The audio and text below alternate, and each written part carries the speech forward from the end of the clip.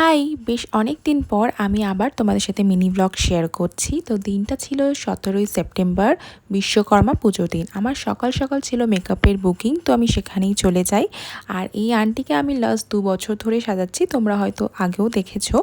আর aunty চেয়েছিল একদম একটা সাবেকি বনেদি বাড়ির লুক, তো আমি সেটাই দেওয়ার চেষ্টা করেছি টানা টানা চোখের সাথে। তো সবার তো ভীষণ পছন্দ হয়েছে, আন্টিরও খুব পছন্দ হয়েছে। এরপর আমি বাড়ি চলে আসি আর একটু পরে আমিও রেডি হয়ে যাই। যেহেতু প্রত্যেক বছরের মতো এই বছরও আমরা ইনভাইটেড ছিলাম, তো আমার লাল পরতে এবার খুব ইচ্ছা করছিল, তো আমি লাল শাড়ি পরেছিলাম। আর ঠাকুরটাকে সুন্দরভাবে ডেকোরেট করা হয়েছে, চারদিকটা খুব ভালো লাগছিল। তারপর কিছুক্ষণ গল্প করে আমরা চলে যাই খেতে।